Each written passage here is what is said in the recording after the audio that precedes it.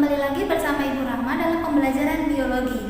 Minggu lalu kita sudah mempelajari mengenai peranan-peranan pada virus. Hari ini kita akan mempelajari mengenai Monera. Subbab yang akan kita pelajari hari ini yang pertama, karakteristik pada Monera dan reproduksi pada Monera. Tujuan pembelajaran kita hari ini yang pertama yaitu kalian mampu memahami karakteristik dan ciri-ciri dari Monera atau bakteri dan kalian mampu memahami bagaimana cara reproduksi pada Monera atau bakteri. Maka dari itu Ibu harapkan kalian tetap fokus dalam pembelajaran kita hari ini.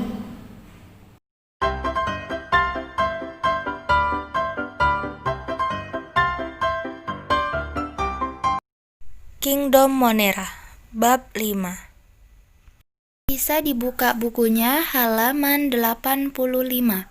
Monera berasal dari bahasa Yunani yakni moneres, artinya tunggal. Ilmu yang mempelajari mengenai bakteri adalah bakteriologi. Ciri-cirinya adalah inti selnya belum dilindungi oleh membran inti yang biasa disebut dengan prokariotik. Memiliki nukleoid berukuran mikroskopis, belum memiliki organel bermembran, serta dinding selnya tersusun atas polisakarida yang berikatan dengan asam amino, membentuk peptidoglikan. Kita masuk ke subbab karakteristik Monera. Bakteri berasal dari bahasa Yunani yaitu bakterion, artinya tongkat atau batang. Bisa kalian lihat pada gambar berikut.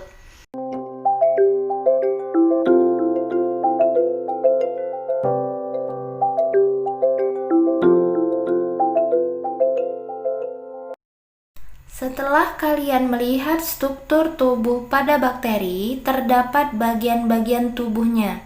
Yang pertama, kapsul, berfungsi sebagai resistensi kekeringan dan sebagai cadangan makanan. Lalu ada dinding sel yang berfungsi sebagai kekuatan dan memberi bentuk tubuh. Yang ketiga, ada membran plasma, berfungsi untuk mempertahankan kesatuan sel sebagai alat transport dan pangkal pelekat flagel. Lalu ada nukleoid, berfungsi untuk membawa sifat genetik. Lalu yang terakhir ada flagel, berfungsi sebagai alat gerak. Bakteri bergerak dengan menggunakan flagella. Berikut adalah macam-macam tipe flagella berdasarkan letak dan jumlahnya.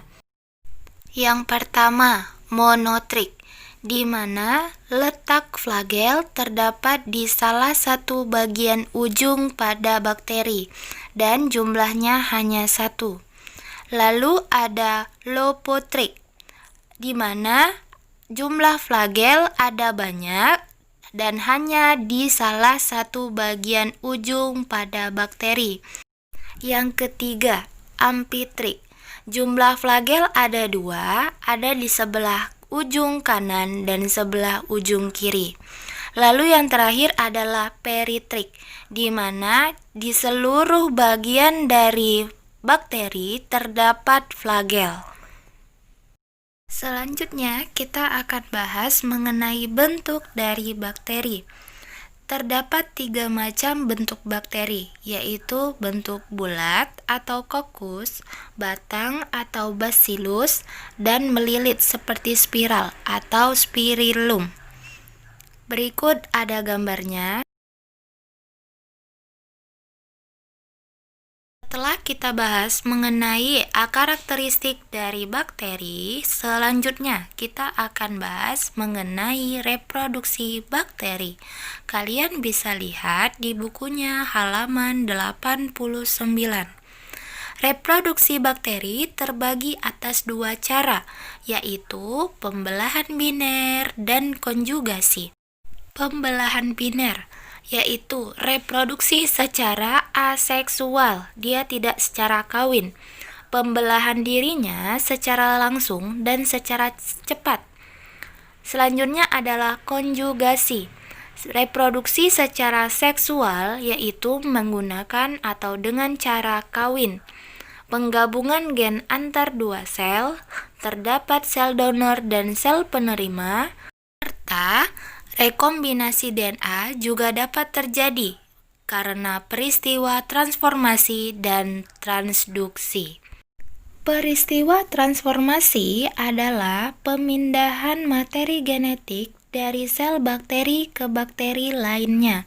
Sedangkan peristiwa transduksi adalah pemindahan materi genetik dari satu bakteri ke bakteri lainnya dengan perantara virus yang biasa kita kenal dengan sebutan bakteriofag.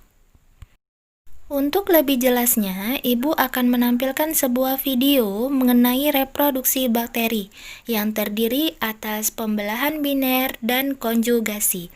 Selamat menyaksikan. Reproduksi bakteri.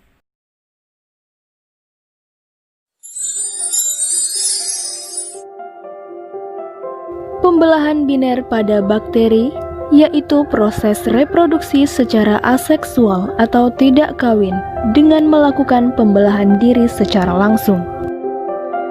Proses pembelahan biner diantaranya: pertama, DNA akan bereplikasi menjadi dua bagian kopi DNA yang memiliki sifat yang sama. Selanjutnya, terjadi proses pembelahan pada dinding sel dan sitoplasma yang akan membentuk dinding pemisah atau septum dan menjadi batas antara kedua bagian sel. Kemudian, jika septum sudah terbentuk sempurna, maka akan terbentuk dua bagian sel baru yang mempunyai sifat identik.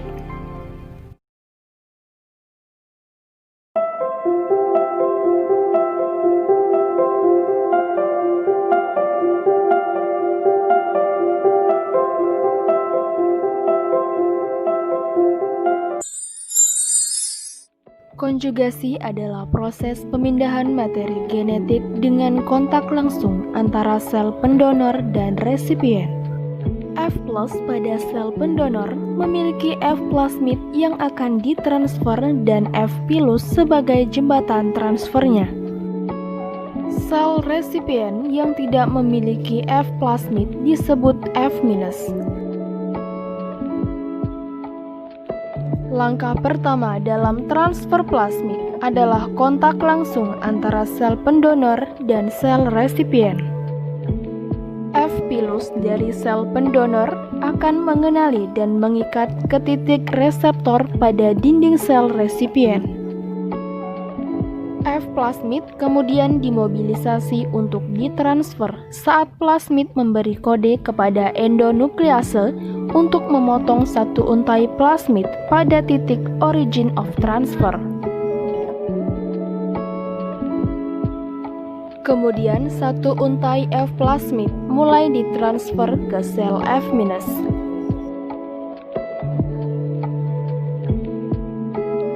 Kemudian untai DNA yang ditransfer akan mensintesis membentuk untai ganda. Kedua sel bakteri ini sudah menjadi bakteri yang memiliki sel F+ dan F plasmid. Setelah kalian sudah mempelajari mengenai materi bakteri, dapat kita simpulkan yang pertama, karakteristik atau ciri-ciri dari bakteri. Ukuran bakteri itu sangat kecil, maka dari itu kita melihatnya harus menggunakan mikroskop.